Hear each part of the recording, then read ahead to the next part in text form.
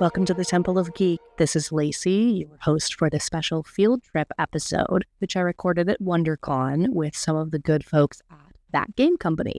I got to speak with head of community Robert Wing, narrative writer Jenny Kong, and art director Cecil Kim about an art book they have coming out, The Art of Sky, The Spiritual Evolution from Journey to Sky, and assorted other geek out goodies. So come along with me, enter the temple, and just absorb some good geek fun. Hi, my name is Jenny Kong. I'm a narrative writer at Thatgamecompany. My name is Cecil Kim. I'm an art director at Thatgamecompany. I'm Robert Wing. I'm the head of community here at Thatgamecompany. Sky is a multi-platform social adventure game. I said game, but I experience may be the better word. Experience focused on connection, the kind of interactions that make you feel good. It's an exploration of both kind of the positive and the negative emotions we all feel, and how do I say this? Have the courage to open up to other people.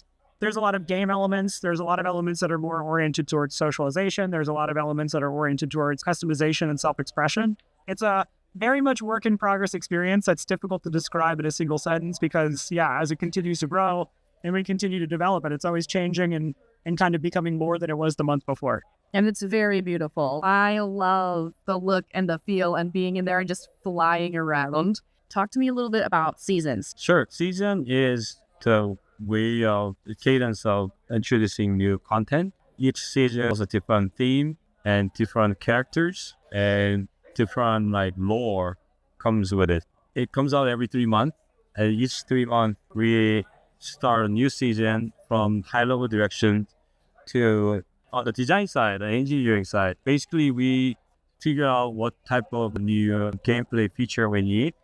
It could be simple as swimming mechanics. If we have a swimming ability, then how do we make it as more deeper gameplay, which requires controls and testing and all that stuff? Do we want to introduce new multiplayer interaction in a bigger scale, right?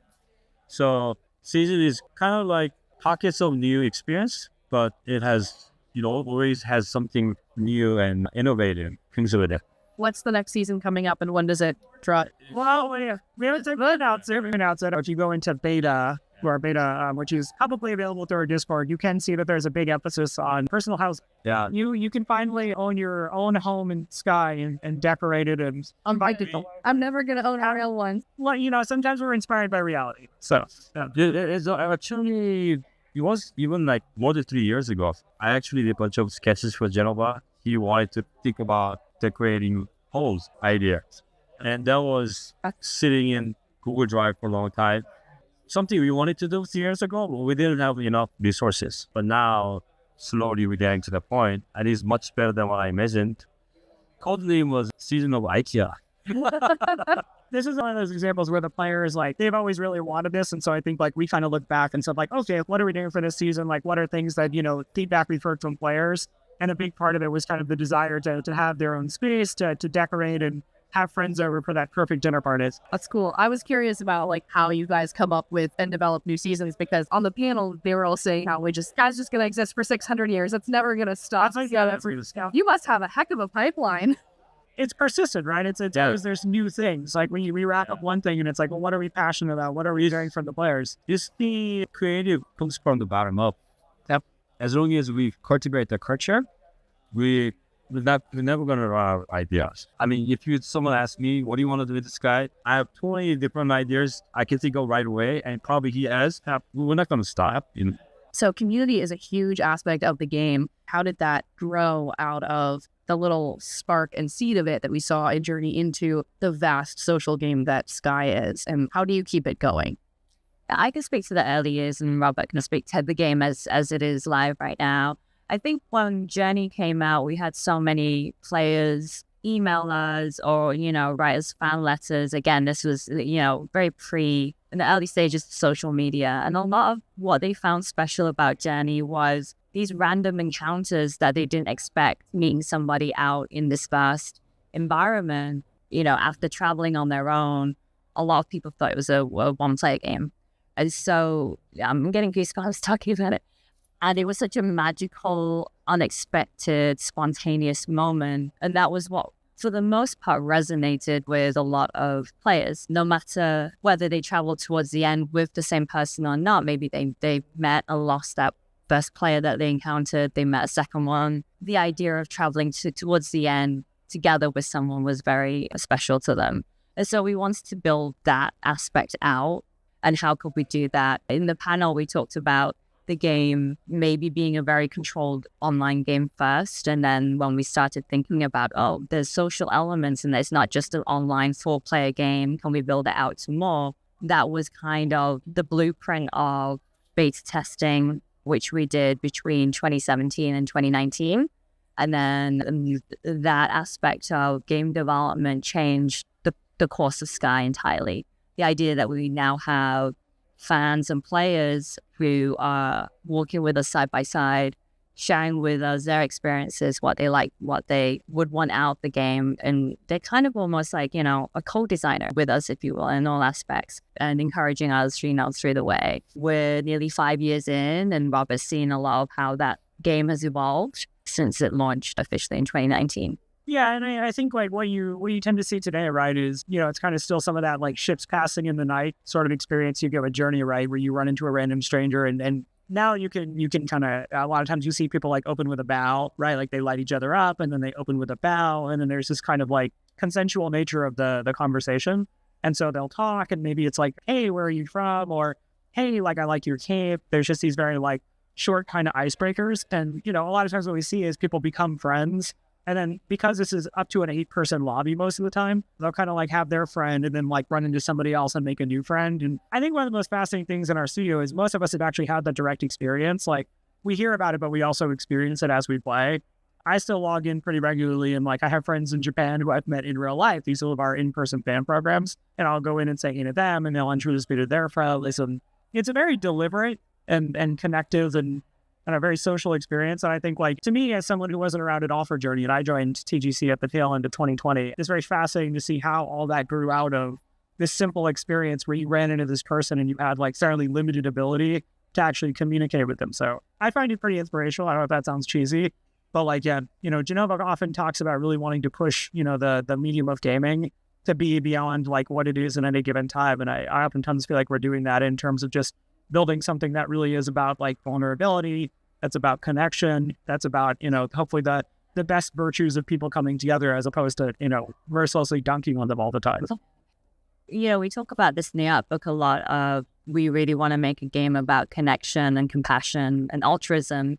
And it's not something that you can easily test, right, in design without players. One of the things that we found actually in Journey that did translate in Sky is this concept of being an altruistic player. If you're a veteran Sky player, a lot of time you see, newbies and mods that come in. And the idea that players will want to help other players and introduce them to the community out of their own, goodwill and accord is something that we would hope for, but not really in our wildest dreams would we expect to see it en masse like it has been over the last 5 years. Yeah, and now you tend to see on Reddit, right, like threads where people will basically like vie for the opportunity to kind of shepherd around we call moths, right? So they'll hang out like in our starting spaces and like wait to find a new player, especially at platform launches, right? So when Switch launched, when PlayStation launched, we would basically have people talking about it in Reddit threads, getting ready to like, hey, how are we welcoming them? Like, where should we go? There's a particularly difficult part of the experience referred to, we call it Eye of Eden. I'm familiar. Right, I was going to say, so you played it, and I think, like, all right, watching players be like, all right, look, this is going to be tough when they first get in. Maybe they haven't played many games. I'm going to help get them through it. When you have an experience of Eye of Eden with another person, similar to the trials from Trial or Season of Prophecy, it makes it all the better because you realize, like, that person didn't have to wait for you. Right, when you were struggling, like I had in Trial of Earth, a very real experience of this where I like could not make one of the final jumps, and I thought a person had left, and they stayed and just waited for like 15 minutes, and like I actually got kind of misty-eyed, when I was like on the other side, and like they were like cheering me on. And, it's so sweet. Yeah, the good game is so sweet, and it's a very different experience, and it's a game, and obviously there are like gamified mechanics, but it's also just like an exploration of like how you could be with people as opposed to maybe how we are every day and like the very casually cruel nature of social media at times. Yeah. Cecil, I want to talk to you a little bit. What is your art background? I study illustration. So that was like my sick. The school didn't have any program for video game development. It was quite new when I started my career first company I worked at was Square. Worked on Parasite Eve and Final Fantasy 9. That development experience is very different from that game company because Square is such a big team. They know what they're doing. They've been doing this Final Fantasy franchise for over a decade. I'm trying to understand, how it works and how everyone working together. We are growing every month, every season because the game is becoming bigger.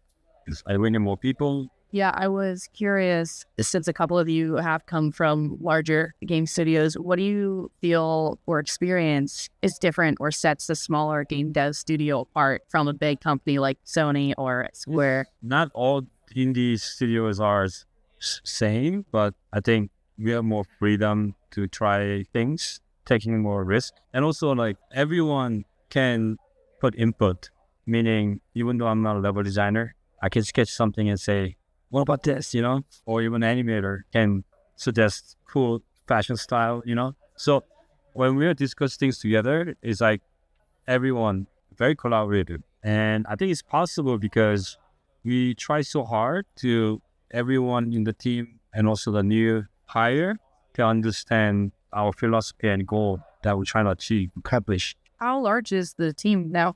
170, I think. 70 and ballparks. Our team alone is not right now 25, but arts with the sound and music too. That is not a big team at all for a game that's been played by 200 million people.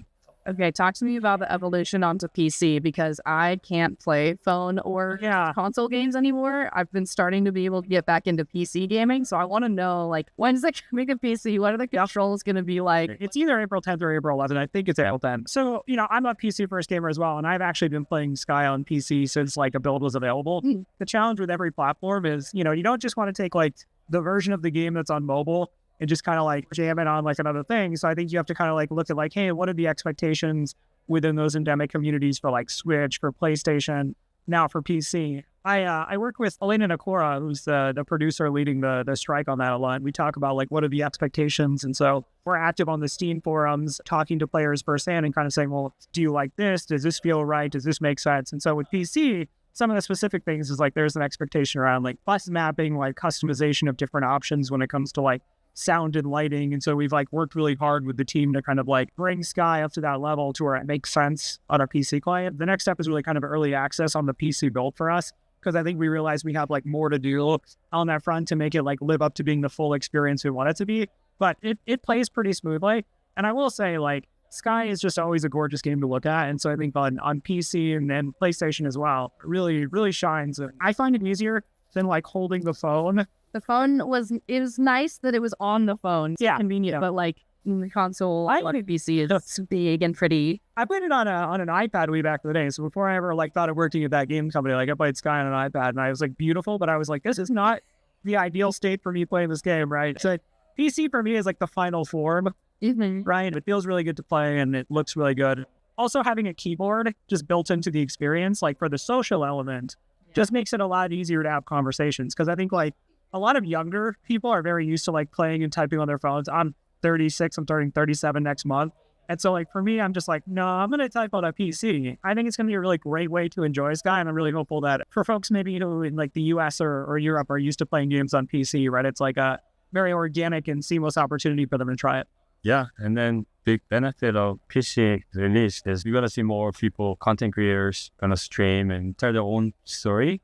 So it might also guide us certain direction that we want to have different features. I like that you guys not only are open to player feedback like that, but actively seek it out. And you seem delighted by when players do random unexpected things, like how they would go and seek out the lightning strikes in the seasons. Yeah. It's interesting though, because when you bring in these different ports, right? Okay, there's different player demographics, there's people from different parts of the world, and trying to keep the game accessible for everyone while also making it a satisfying enough gameplay experience. It does actually introduce some really unique hurdles of well, this demographic says this, this may be too hard. This demographic says it's too easy. And then for us, it's kind of trying to look through this feedback and be okay, well, they're saying different things, which is the most correct answer. So it's fun, and it's always a unique challenge when you're trying to build something that people can play with their kids or their mothers, right? What do you love about the game or working at that game company or me dropping my pen on the floor? That's my favorite. That is interesting. Okay, so in 2021, end of the year, I proposed a in-person fan experience called Sky Assemblies, which is basically these community-run events we put on where players come together and they meet in real life. They get a chance to honk and bow and be weirdos in front of each other. I'm very excited about that. I think we've had 2 good years of the program so far. Last year, for our 4th anniversary, we had 5 events in 5 different parts of the world, all in the span of 1 month. And I think we have some big plans for in-person events this year. And I think that's what I'm most geeked out about is seeing those people meet for the first time who've been like playing a game since like the pandemic, getting to kind of like go to that like next step of their friendship. I'm a little awkward in front of like large groups of people, I find, but like I like to be off in the distance, kind of like, nice, they're friends. That's sick. Yeah. What about you, Cecil? I mean, I've been in the industry almost 3 decades now. And when I worked on a certain game a long time ago, and suddenly people talking about it, the people came up to me and say, that was my best childhood or not. And for example, Final Fantasy 9, Yeah. no one talked about it for a long time. And suddenly where all these people came from. And they're telling me I was 9 years old, 8 years old when I played the game. And I realized game is really something bigger than just a movie. Because when you think about game playing, you think about the room, you think about the smell, think about small tiny TV monitor, think about your cousin that came and sit down and play with you. And it's just, I love working in game industry for that reason. And I think game has such a good medium to make a really good positive impact, whether just young people or family or not. The fact that we are working on the game that wanted to do that. And I think it's happening. Like Sky, when we first released the game, 90% of my friends, what are you doing this game? What is this? It's boring. And I'm like, yeah, but animation is great, isn't it? Visual is great, but none of my friends got it. But now after 5 years, we're getting all these letters that are, we didn't know how like introverted people or like we just gonna see this as healing or make them feel like loved and care, you know? That's, it's out there. There's someone else to do that. And I think that's what makes me get up in the morning and feel like, wow, I'm doing something meaningful. I love that. I don't remember if it was you or UA that said the game is about connection. Loved that. Because it is. It's just so nice. Yeah. And that can be seen as completely one way too. As a parent, when the kids playing games, they worry about, who you're talking to and like, with all this stuff that, Some random bald guy holding a spear. Darn. Robert's obtained a spear. He has not put it down since we finished the panel. I'm guarding the interview. How do you approach safety and harassment in game? Because you have opportunities for connection, but that comes with its own risks.